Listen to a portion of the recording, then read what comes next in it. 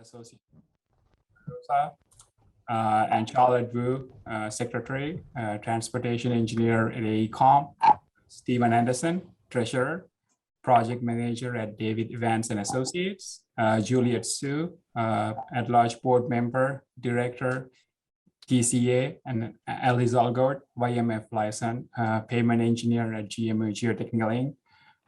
Past years, we had Steve Crouch, he's a transportation engineer at HDR, and Kelsey Anderson, corridor manager at TCA.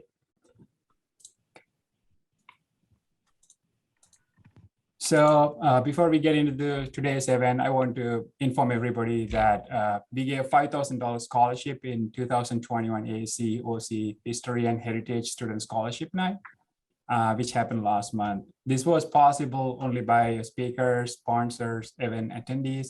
So we want to thank you all for attending our event and sponsoring. Your participation helps T&DI fund scholarships for local civil engineering students, so who are the future of our transportation industry. So thank you all. So before we want to get into the event, I want to thank today's event sponsors. Today's event is sponsored by H&TB, HDR, and Earth Mechanics. Thank you all. And now we will have one spokesperson from each company to give a brief introduction about the company. For H&TB, Joe, do you want to go first? Yes, thank you, Alesh. Good afternoon, everybody. H&TB is an A&E firm that was established back 1914 in Kansas City.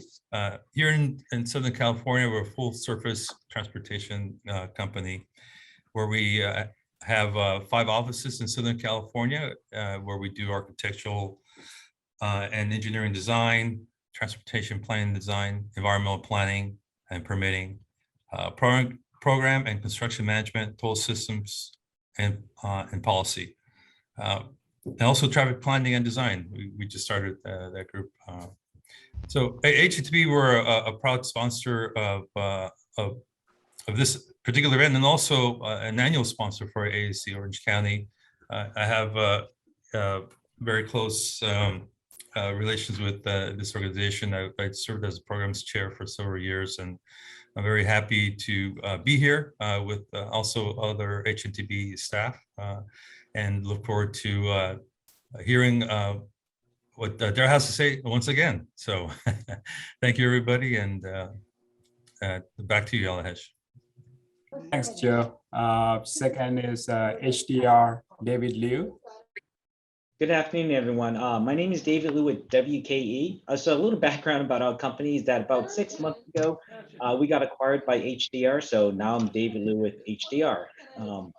Instead of spending time talking about HDR, I like to share some fun facts about the upcoming holiday. I thought that would be a nice change. So fun fact is that Rudolph was actually a marketing employee. He first appeared in 1939 when the Montgomery Ward department store, if you guys remember that store, created a Christmas story about Rudolph as a promotional gimmick just to give away free coloring books. So free holiday or a fun holiday trivia is, speaking of Rudolph, do you know which one of Santa's reindeer is actually named after an actual animal? Any guesses? Prancer. No, it's Vixen. Vixen is a female fox. So that's a nice little trivia for you guys. So with that, just want to say thanks for listening, and I wish everyone a safe and happy holiday season. Thank you, David. Okay, now I have to play the other role. Again, I'm Alahesh Suraraja. I'm principal at Earth Mechanics Inc. Thank you, Daryl, for taking your time to give us an update on OCTA. EMI is very happy to be part of this event. EMI was founded in 1989, and we have been providing geotechnical design for transportation projects for more than 32 years now. EMI is a certified DBESP firm. We started working with OCTA since 1998, and we have provided geotechnical design support for more than 25 projects, including PAD and PSNE, which include grade separations, interchanges, and corridors. Some of the OCTA projects that currently we are working on are SR91 segments, I5 segments, and 605 Catala. everybody. We have an excellent speaker today with an excellent content. We are glad to have Daryl here to give us an update on OCTA. Thank you for agreeing immediately. I appreciate it. So Daryl Johnson is the CEO of OCTA, leading an agency of 1,400 employees responsible for delivering projects, programs, and services that improve mobility for more than 3 million county residents. Under the direction of OCTA's 17-member board of directors, Mr. Johnson is responsible for more than 1.2 billion annual budget, implementing, planning, financing, and coordinating of Orange County freeway, street, and rail development, as well as managing countywide bus services, commuter rail services, paratransit services, and operation of the 91 express lanes. Since becoming CEO in 2013, Mr. Johnson has focused on utilizing innovative financing methods to maximize Measure M Orange County's voter-approved half-cent sales tax for transportation improvements. More than 3 billion in OCTA projects are under construction, including the 1.9 billion I-405 improvement project and 405 express lanes, the largest ever undertaken by the agency, and the OC streetcar, Orange County's first modern streetcar. In addition, Mr. Johnson is reinventing Orange County's transit system by delivering services and programs that improve efficiency, enhance the passenger experience, and better match market demands. This effort includes an overhaul of the bus system, adding community-based transit services, exploring innovative technology solutions, private sector partnership, and piloting on-demand transportation projects. Mr. Johnson represents OCTA on local, state, and national policy issues related to successfully planning, financing, and delivering transportation programs. Mr. Johnson lives in Rancho Santa Margarita with his wife and 2 daughters. It's my honor to welcome Daryl to talk about OCTA overview, 405 project, OC streetcar project, I-5 South project, SR 55 improvement project, Measure M overview, and forecast and upcoming contract opportunities. It's all you, Daryl. All right, well, great. Thank you for the invitation. I'm excited to be here, and just once again thank the sponsors for the opportunity as well. I think associations and organizations can get a lot done, but sponsors make it happen as well, and I really appreciate that. So I'm pretty excited to be here. There's so much going on in the transportation space. And I know as we continue to try to manage through pandemic-related issues, as an industry, we have not taken our focus away from the needs of infrastructure and transportation, not only here in Orange County, but all of Southern California and across the nation. So I have a few things that I want to talk about today. And if we just go to the next slide, I'll just give a high-level overview of interesting. My slides are different, but I can make it work, so that's no problem. So you guys know what OCTA is. What I wanted to hit on this one here is, as we think about coming into our 3rd decade as a transportation authority, we really want to sort of simplify the things that we're working on. We're clearly working on the complete street space. Transit, if you had seen this presentation 5 years ago, we would have been just doing bus and paratransit. But we're adding light rail into it. We're doing on-demand microtransit, community-based transit. We continue to invest in Metrolink. Clearly, the highway program you're all well aware of. But at the same time, this idea of having tolled express lanes, we've owned and operated the 91 express lanes since 2003, building the 405 express lanes. And if we're here 2 decades from now, there's probably a large network of express toll lanes throughout Orange County. And then this last one, this idea of sustainability. We've had a lot of work and a lot of function in that area for quite some time, but as it relates to trying to put it all in one space and talk specifically about our sustainability efforts, we are trying to make sure that not only those that sort of understand OCTA from the inside and at the technical level, but those that maybe are at the policy level, the elected official level, Sacramento, understand that we have a lot of activities at OCTA around sustainability, zero emission bus program, climate planning, as well as our open space mitigation, air quality initiatives, et cetera. So if we go to the next slide. All right, so I want to start with sort of how we see the infrastructure bill at OCTA.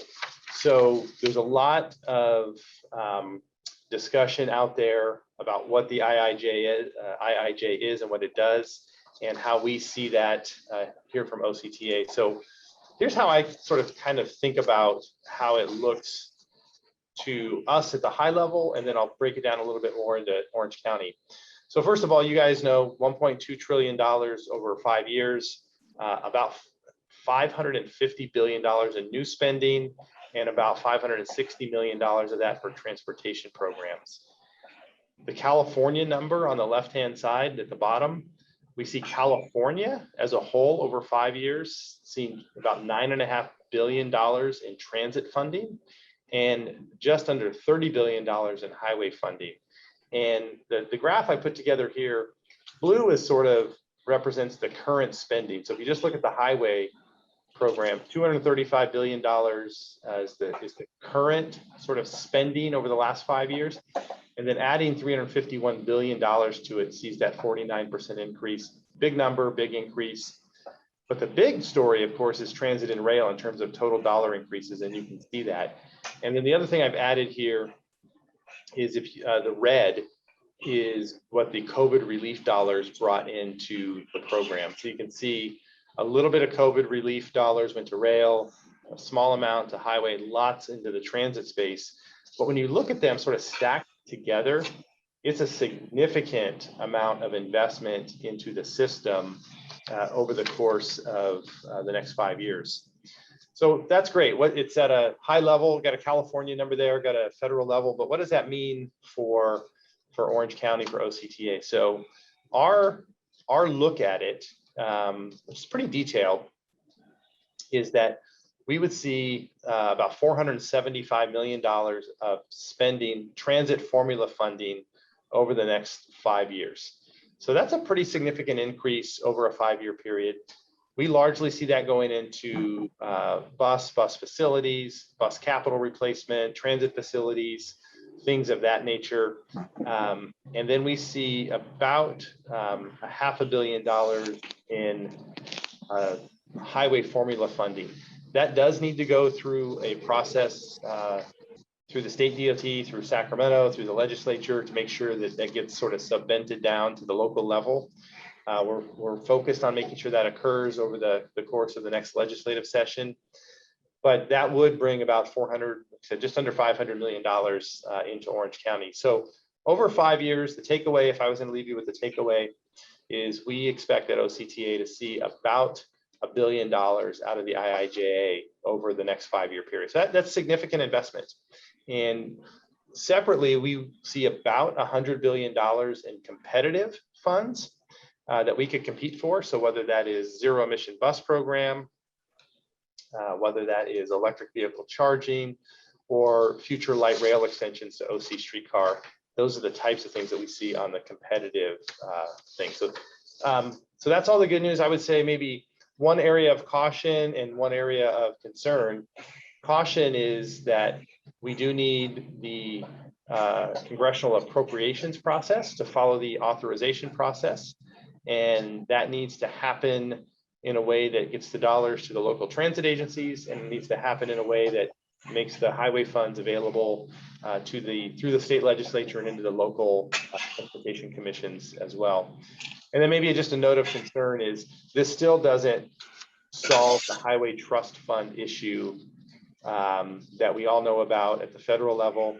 The funding sources here are not user fees, they're not gas taxes, they're one-time shifts over a period of time. So it's important, it's big investment, it's much needed investment, and it does give us the ability to plan for about a 5-year horizon, but it doesn't sort of address that longer term certainty that we still need. So we really need to keep our sort of focus in those areas as well. We go to the next slide. So I want to give an update, as was mentioned in the introduction, about the 405 improvement project. It's going particularly well at this point in time. You can see the scope on the screen here. We did adjust the budget about a year ago to 2.08 billion, and we did adjust the schedule to go from a January of 2023 completion to in October of 2020 completion, largely around some issues with archaeological resources that were found in a segment of the project. So we're pretty excited. The project is more than halfway complete overall. 7 bridge replacements are fully complete. And this last weekend, we demolished the last bridge that was scheduled for demolition, the Newland Street Bridge. So that was sort of a milestone for the project, a milestone for the project team. And so now that is demolished, and now we're just working on building the new. So 2022 plans to be a very important year for us as more bridges are opened, and as we get to a point in time where we're beginning a lot of paving and starting to put things back together, as I've been saying to some of our city partners. And I would say just in summary on this, the project for the size and scope is going particularly well. Great partnership with Caltrans, great partnership with OC 405 partners and all of the folks working on the team, as well as the PM team and the CM team. And then the last thing on this is because of the historically low interest rates that really came about as part of the pandemic, we were able to basically pay off our federal TIFIA loan and issue a new one. That's the first time that's ever been done by an entity or agency ever in the TIFIA program. A little bit of financial gymnastics, but we closed on our new loan about 60 days ago, and the interest savings alone on that reset interest rate are about $158 million. So really significant savings. And I get asked a lot, well, what are you gonna do with $158 million? And it's an easy answer. We're gonna invest in an infrastructure. We don't have shareholder profits. We don't have we're not gonna invest in an offshore account or go, buy, cars for everyone or employee bonuses. We only put it back in infrastructure. So it's a pretty obvious thing. So the less we are spending on interest on loans, the more we're putting into the system. Which is pretty good. So if we go to the next slide, sort of shifting away from highways, but into rail transit. So we're pretty excited about the OC streetcar project, and I've been using 2 of these graphics for quite some time here, the top left and the map. And that was, of course, an artist rendering of the vehicle and a map of where it's going, but super excited to be able to now start to more publicly show the top 2 images. The vehicle on the right is the actual vehicle that is one of 8 vehicles that is being manufactured by Siemens in Northern California. Those vehicles are close to being done. And then the picture in the middle is actual track and pour construction here in Santa Ana. We have had some challenges with the project. Some things around the Pacific Electric right-of-way with dirtier than planned soil, a number of utility issues that have been somewhat challenging and maybe even frustrating depending upon the day of the week they were found and who owned them, and some just real challenges with sort of overall production. We did ask our board of directors yesterday to extend the schedule for completion into March of 24, and then add about $86 million to the budget. This is obviously very challenging from our perspective. We have done that in concert and coordination with the Federal Transit Administration through their process. And but we look forward to having a successful project. Even though it's a little bit behind schedule, it doesn't change the need and it doesn't change the benefit. And we are in, I would say, very early discussions now about, where do we go next with OC streetcar? And I think that's a positive conversation about the future of rail transit in Orange County. So we go to the next slide. I'm going to shift back to highways, but move a little further south within Orange County. So we do have a project that is just under halfway done on the I-5 between El Toro Road and the 73. This was one of the projects that we had promised in Measure M2 when we asked the voters to approve that half-cent sales tax back in November of 2006. It's about $580 million. It is about 6 miles, and you can see the segment status on the bottom left here. I would say it's going rather well. Great partnership with the cities along the corridor, Laguna Woods, Laguna Hills, Mission Viejo, Laguna Niguel, San Juan.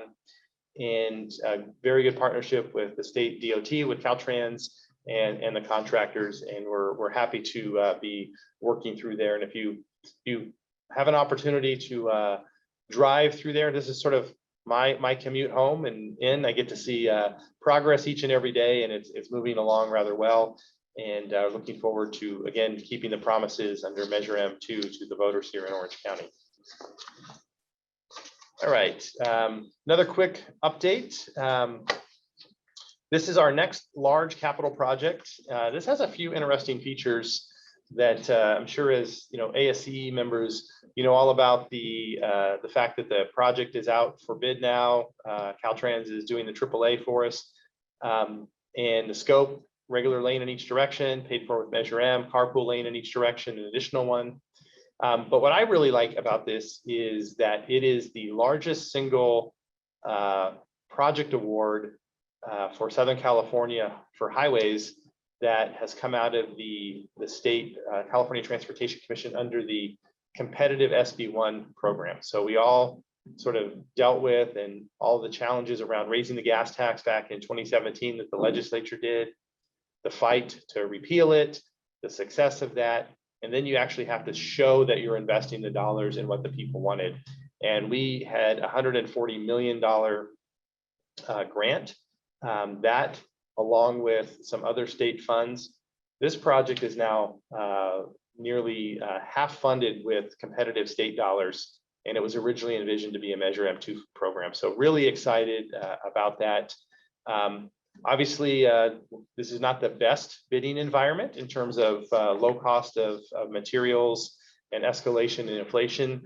We believe that we have planned for that, but the goal right now is to get those bids open in the spring timeframe and start construction in the middle of 2022 with a 4-year construction timeframe. So very excited about that. A lot of work on behalf of the OCTA team, the Caltrans team, and I know many of you probably had various roles in the project as well. So let me give you a little bit of update on Measure M as a whole. If we go to the next slide. So I've talked about Measure M2, and I'm obviously aware that that little small county to the north also passed a sales tax measure called Measure M. It was after ours. They stole our name, so we rebranded ours to OCGO to make it clear what we're doing here in Orange County. But this sort of gives sort of a sense of where we're going here at a high level. Our current forecast shows that we've had a very strong year of sales tax, even in a post-COVID space. And we're currently forecasting about $13.2 billion towards the end of Measure M2.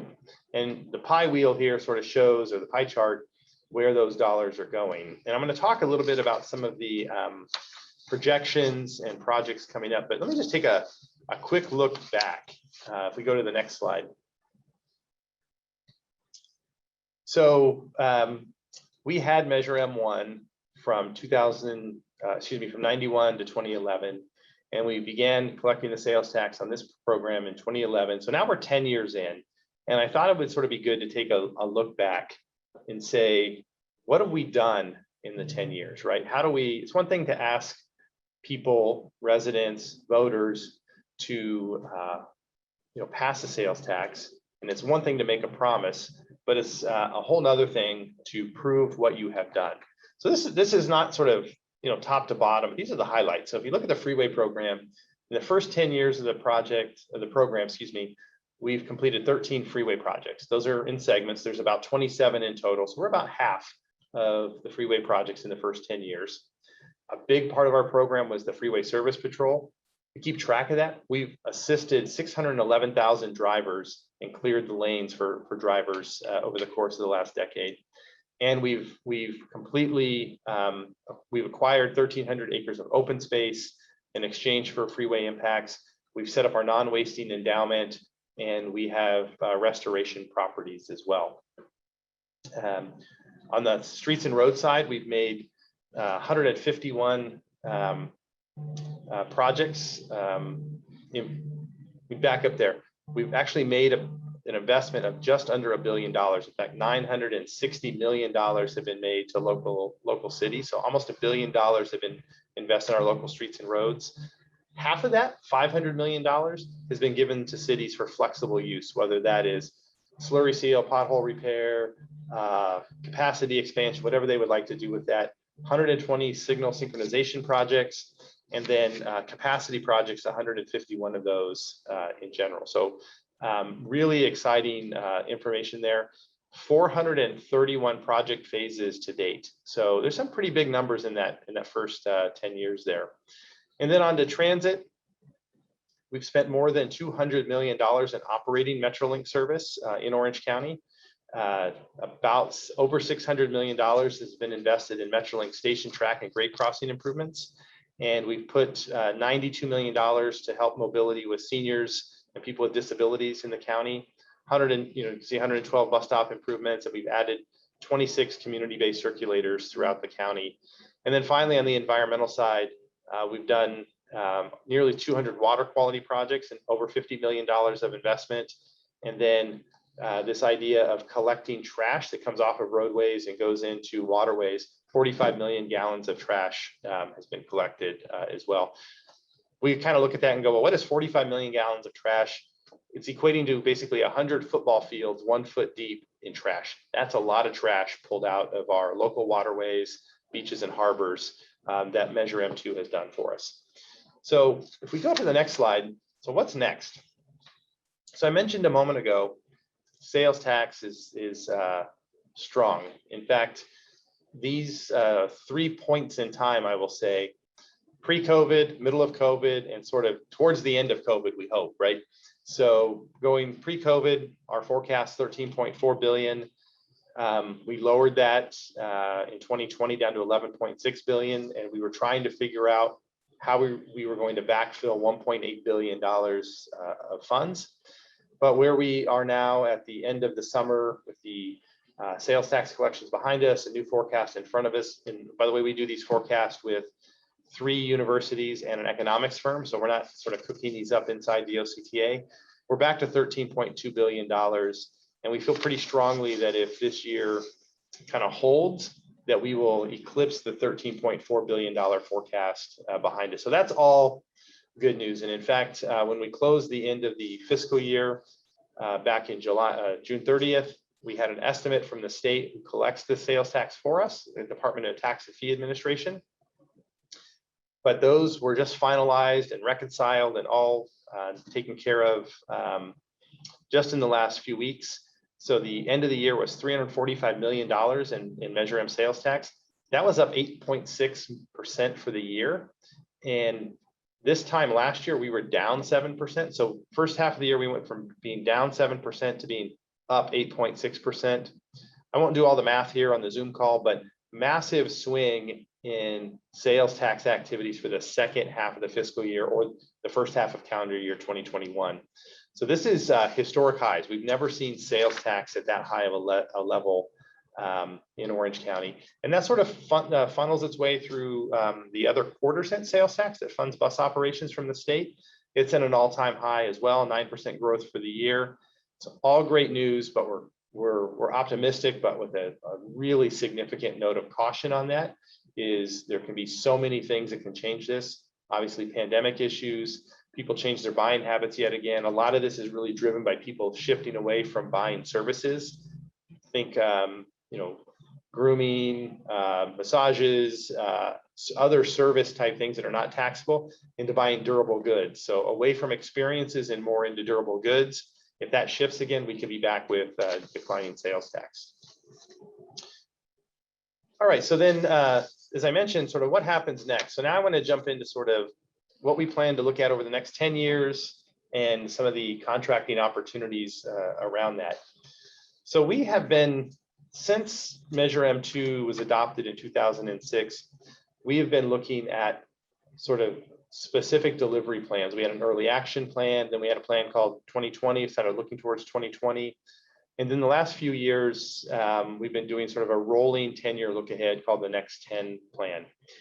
And during COVID, the board deferred by about 3 months adopting this. We normally adopt it at the end of every calendar year. So we adopted the 2020 plan in the spring of 21, and it kept everything on track, and it was aggressive, but it assumed that we would have to rely a bit more on bond financing to get through the program, which we could do, but when you're paying interest, it's less for projects. So we would rather have a pay-as-you-go as much as possible. So the new plan, the board adopted it yesterday. So the full detailed plan is on our website as part of our agenda packet. Would encourage you to take a look at it, but would sort of maybe hit the highlights here. So first highlight is that this plan reinforces that we can keep every single promise to the voters that we made when this went to the ballot in 2006. So on the freeway side, this plan going forward will deliver 14 freeway projects and continues the annual endowment funds for the open space protection.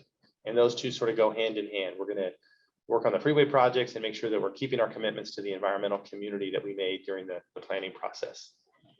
On the streets and roads side, we continue to return 18% of actual funds collected to local cities for their transportation needs. So I mentioned earlier, $969 million. Within the next year, we're going to hit more than $1 billion or investment put back into the local streets and roads for our 34 cities plus the county of Orange. We're going to continue to fund the ongoing operations, technology operations, signal synchronization for more than 2,200 traffic signals. And then we also anticipate that on the transit side, we will continue to operate Metrolink service. It may look a little bit different in a post-pandemic space. We will complete the OC streetcar project during this time frame, and we will continue to fund the senior mobility program, which is very popular in Orange County, and then continue support for those community circulators and sort of the localized transit options. So with that, let me sort of hone in a little bit more on the freeway program. We go to the next slide. So I'll kind of hold on this for a moment so you can take a look at it. But this is the 14 freeway projects that are planned to be delivered through 2030. This is our current schedule. And if you look closely, you should see that by 2025, we should have 9 of the 14 under construction. So that's a significant lift. We've been working hard. I think many of you are involved in many aspects of the planning and development activities of project development. But you can see that if we get to 2025 and where those lines are orange, we should have a significant amount of construction underway within the county. And frankly, if we keep on track, we should have virtually the entire freeway program, which was spread over 30 years, finished in 20 years. And so we would be ahead of that. I've been getting questions recently about how we're planning for some of the hyperinflation and inflation and cost pressures. We do have more than 5 years now. We've had an annual process that we go through with the chief economist from the Orange County Business Council, as well as a professor from University of Southern California's School of Public Policy. We've developed a cost pressure model, and that looks at a number of inputs around raw materials, housing starts, Caltrans construction cost index, housing permits, other things, and develops a sort of a cost pressure index. We do that every year anyway, and we've seen this rising inflation in that model, and we are using a very high inflation number from that model to plan for our future in that. It's not foolproof, but it gives us a good sense that we are planning for the right cost pressures there. So let me just close on the next few slides here, all about some upcoming contract opportunities. And I'm sure you're all familiar with CamNet at OCTA.net. And you can see we're in purple is sort of open now. This is construction for the 55 between the 405 and the 5. And that's open now. We've got a rail feasibility study. We're looking at, are there additional options for Metrolink stations, if you will, in South Orange County? That's open now. A couple of things coming up, or one thing coming before the end of the year, climate resiliency and sustainability plan. And then a handful of things in the first quarter of 2022. You can see 3 of those are sort of planning studies. There is a PSR for the 57 Lambert to Tonner Canyon. and then environmental clearance for a bike project here between Santa Ana and Garden Grove. And then if we go to the next slide, we'll sort of get into the middle of 2022, pavement management plan on the 91 express lanes, roadside services for the 405. There's probably nobody on this call that particularly excited about tow truck and roadside services on the 405, but I am, because that means we're getting close to opening the 405. We're planning for a successful opening in the end of 2023. So tell all your friends that are excited about roadside services that is coming in the middle of 2022. Harbor Boulevard corridor study, that is, I would put a little asterisk by it. Our thinking there is that is an option for considering the extension of OC streetcar on Harbor Boulevard. It would be a PAED. We need board action on that. But I wanted to put it here so if people are thinking about that, we're going to go through a discussion with our board about, do we want to extend OC streetcar? And if so, do we want to start on that now? And if so, is it on Harbor Boulevard, et cetera? But assuming we make those types of decisions in the first part of calendar year 2022, we would see this out there in the middle of 2022. Couple of other things I'll just highlight: construction for the Transit Security and Operations Center. That's a facility that we are is old and out of date in Garden Grove. We're building a new one in Anaheim, and that should be advertised for construction in the middle of the year. And then a couple of things around construction management services on the 91 and the I-605 Catella. And then the 605 Catella interchange. Caltrans will do the advertising for us, but that's a Measure M project as well. And maybe another, if we go to the next slide, just kind of a little bit longer lead here. We're looking forward into 2023. The purple again, advertised by Caltrans on our behalf, but you can see 4 construction projects, all Measure M to Freeway Projects, and then sort of the CM sort of interspersed in between those in black. We will advertise those directly. So a lot of activity in that 23 to 24 timeframe, again, to get back to those 9 construction projects underway by 2025. And let me just close out with the last set of options here, or opportunities, looking more into 2025, another segment on the 405 advertised by Caltrans, 2 segments of CM advertised by us, and then some planning studies where we're looking at transportation demand study, as well as some planning studies for express lanes. Sort of, we plan to do some type of future express lane. I don't know which quarter it's going to be on, but this is out beyond 2025. So with that, let me wrap up. I'm happy to take any questions. I know I covered a lot of ground, everything from the federal infrastructure bill to sustainability to sort of construction at the end. So I'm happy to take a look at questions in the chat or take them on the screen. I do see a couple in the chat. If that's okay, I can jump into that. Yeah, thanks a ton, Daryl. And it's great to hear all the progress being made on streetcar and the 405 and the strength of the Measure M program and the opportunities ahead. So I think what we'd like to do in terms of questions here is, if you do have a question, please just type your name in the chat box. And I just sent some instructions there, just your name and your company name, and we'll call on people in the order received. And then when I call on your name, if you could just unmute and ask Daryl your question, that would be fantastic. And we will try to get to as many as we can. So while everybody else is getting their questions in, I see Clint, you had put a question in the chat box. So if you could go ahead with your question, that'd be great. Perfect. Thank you, Eric. And thank you, Daryl, for the presentation. A lot of great information, and thanks for joining the group today. I was kind of curious with the 14 upcoming freeway projects that you were discussing. Do you foresee them having like a bunch of different types of procurement styles, or do you see them all mostly being design build? Are there any P3s in play? Good question, Clint. Thanks for that. Given where we're at, first of all, no P3s. These are all traditional projects. We have our Measure M2 funding lined up. It'll either be cash pay as you go or Measure M2 sales tax backed bond. And then given where we're at, if you were to look back, I think it's slide 21 has sort of the Gantt chart or there. we're basically past the point of decision making to do design build. So they will be design bid build at this point in time. Excellent, thank you. Sure. Great. And then next on the list is Amit Shah with Parsons. Hi, Darrell. Thanks for joining us and great information.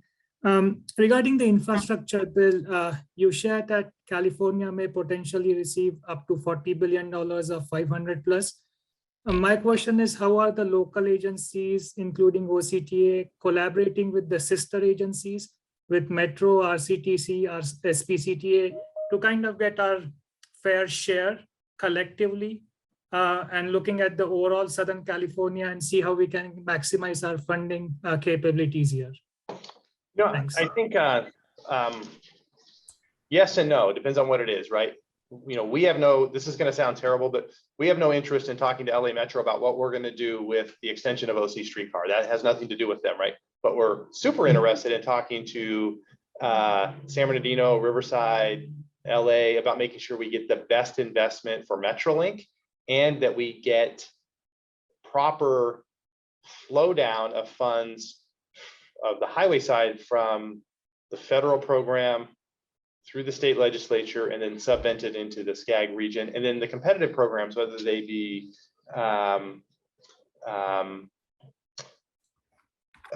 port or zero emission. And I would also say that the time frame of this, of the IIGP, 5 years is a blink. If you don't have a project ready now, it's unlikely you're going to have a project ready to take advantage of these. You know, you need to have projects in your pipeline now. I think what's important though is that overall, that Southern California and California get their fair share. I've said many times in this discussion, the first and foremost thing that we should work on is making sure that California gets its fair share. We are really good in California at fighting amongst ourselves. And we can fight between the Bay Area and San Diego and LA and the Inland Empire, et cetera. We are not good at fighting against Texas, against Illinois, against New York, and other parts of the country. So first and foremost, we have to get the dollars into California. Then we can sort of, you know, go to battle, if you will, with smiles on our faces, of course, to make sure that we're getting the right investment in the right parts of the state. Thank you. Great. While we're waiting a minute for a few more questions here, one thing that I'd like to do, if possible, is if everybody wants to, or everybody who wants to participate, if you could turn on your video, we'd love to take some screenshots here in the gallery view to show everybody. Since we can't be together, at least virtually, we can take some shots here. So I'll switch over to gallery mode, and if everybody could just smile here, and our board members will take some snaps that we'll post on the website.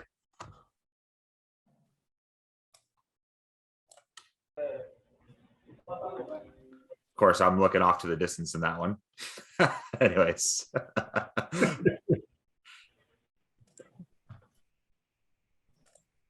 All right, very good. Looks like Clint, you've got another question. Yeah, back to the 14 freeway projects.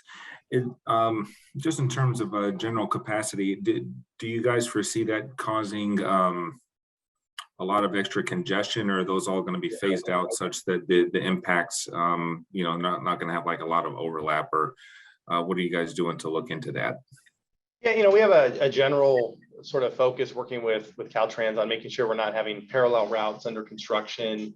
You know, so we wouldn't have the 5 and the 405 through Irvine under construction at the same time. If you were to look at it closely, those are the types of things that are sort of addressed in there. But at the same time, you know, there's always a little bit of pain, and most of the routes within Orange County, with some exception, have some type of parallel option. So we'll be dealing with that as appropriate there. So. Got it. Great. Looks like Britt Sweet, you're next. Yes. Hi, Darrell. Thanks for the presentation. What is OCTA's role, or how do you see it moving forward with electric vehicle charging on the network and the planning as you guys move forward with these 14 projects and beyond? So a couple things on electric vehicle charging is there is a fair amount of funding in the new federal infrastructure bill. It's not entirely clear to us if we are an eligible recipient or not. We'll see. There's no rules on the program. There's no guidelines yet. It's a new program. But with that said, we think that we do have a role in at least assisting in the planning. And to that end, very shortly, we are anticipating some type of feasibility study that would go out for looking at electric vehicle charging locations around Orange County. Maybe that becomes something that a city implements. Maybe that's something that a county implements. Maybe we implement it. Maybe it's public-private sort of conversations. I don't want to say partnerships, but we want to understand sort of what those needs are. I think the other thing is understanding that electric vehicle charging is rapidly moving into the rapid charging phase. This idea of having a vehicle charging at a transit station, which is this idea where you leave your car there for 8 hours while you get on a commuter train and go to work, is outdated 20 years ago. And I don't know if that's completely well recognized by some folks that are talking about electric vehicles. This is 15-20 minute type of stuff, and I think where you place those has to be thought about much differently than electric vehicle charging of the past. And I think the public side of electric vehicle charging is kind of an intriguing space. We don't publicly place and publicly fund gas stations, but in an effort to sort of transition more quickly to EVs, there's this desire to perhaps publicly fund EV charging. And I don't know if that model is particularly well thought out. So I think this is an area of unique interest. I'm particularly personally interested in how this lays out and how it goes. We're going to make sure that we at least have a seat at the table as part of the conversation. Is follow-up, is the bus network, is that typically natural gas, or is there electric in the future, or what's on the public transit side of things in your? Yeah, so a couple things. 95% of our large bus fleet is compressed natural gas. We have 5% is diesel buses, and those are in what we call a contingency fleet. They're not used every day. They're for emergency services. We keep them if they're fire, flood, earthquake type of things. With that said, in 2019, the state of California passed what's known as the Innovative Clean Transit Rule, ICT, and that says all transit agencies like us have to have a full zero emission fleet by 2040. You have to have an adopted and approved plan submitted to the state by 2020, which we do. And beginning in 2023, a certain percentage of your fleet purchases have to be zero emission. Zero emission doesn't have a tied in technology. So there's a debate whether that should be hydrogen fuel cell electric or battery plug-in electric. So what we're doing is 20 months ago, we acquired 10 hydrogen fuel cell electric buses, and we built a hydrogen fueling facility at our facility in Santa Ana. And there was partnership with California Air Resources Board, State of California, and others. And we've been operating those now for 20 months. We now also have on order 10 battery electric plug-ins. 2 are on our property today being sort of acceptance tested. We'll get the other 8 by the May timeframe, and we'll put those in service next summer. And then what we plan to do is test 10 battery electrics in service and 10 hydrogen fuel cell battery electrics in service. So we can make a decision in the 2023 to 2025 timeframe when we need to start buying new buses of which technology we're going to go with.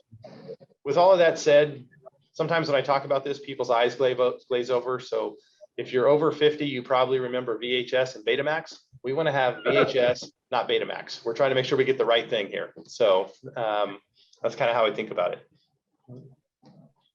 Thank you. Sure.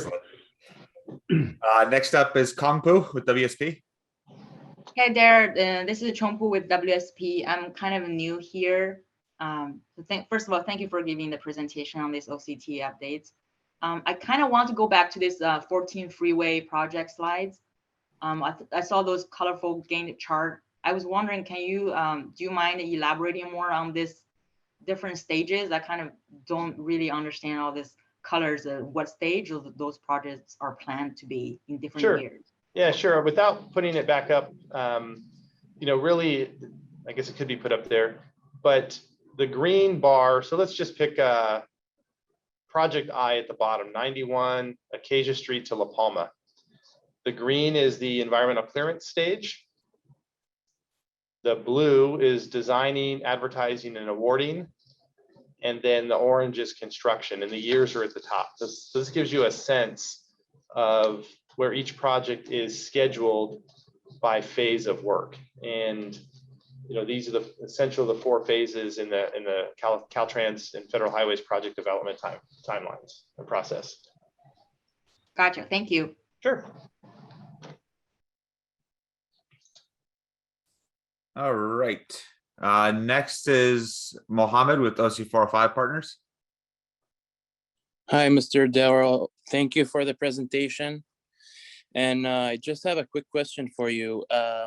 How can people of Orange County be more reliable on public transportation rather than using the freeways that we have?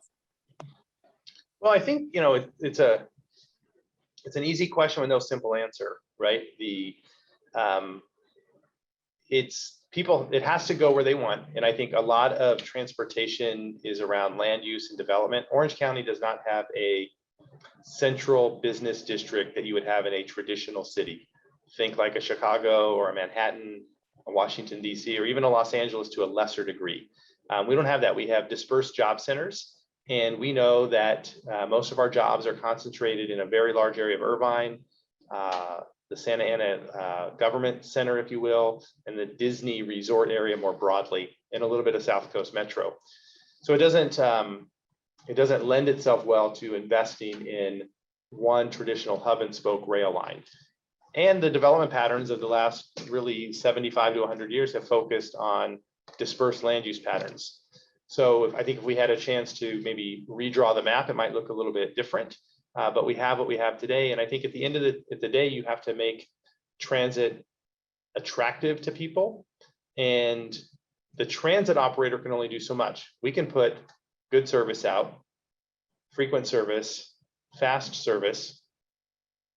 But if your employer is giving you free parking, if the restaurant you go to is giving you free parking, if the college you go to is giving you cheap parking, the list goes on there. Or if the place that you're living is far away from your job because of the economics of housing, it's an uphill battle on that. So I think the focus really has to be on tightening that land use and planning together. And we don't have any land use authority at OCTA. We have transportation planning authority, but the land use decisions oftentimes are made with transportation at the end, not the beginning. And I think that has to shift a bit, but I do see a positive future there. I think as much as we're struggling to open up the OC streetcar, it's a year late.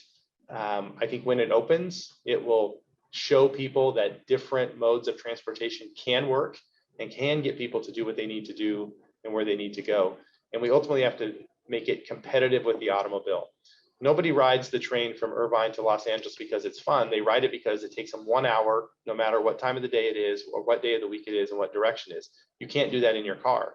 What you can do in your car is get from Costa Mesa to Santa Ana in a reliable time frame. You can get from Irvine to Mission Viejo. And every time that car is beating the transit system, because we've also invested in a really good highway and local street network. So we're sort of working against ourselves in many instances. So it's behavior, it's investment, and over time, I think it has to be land use planning as well. Thank you, Mr. Darrell. Great. Thank you, everybody. Great questions, great answers. I'm not seeing any more, so I may ask one of my own questions here, and then we can wrap it up.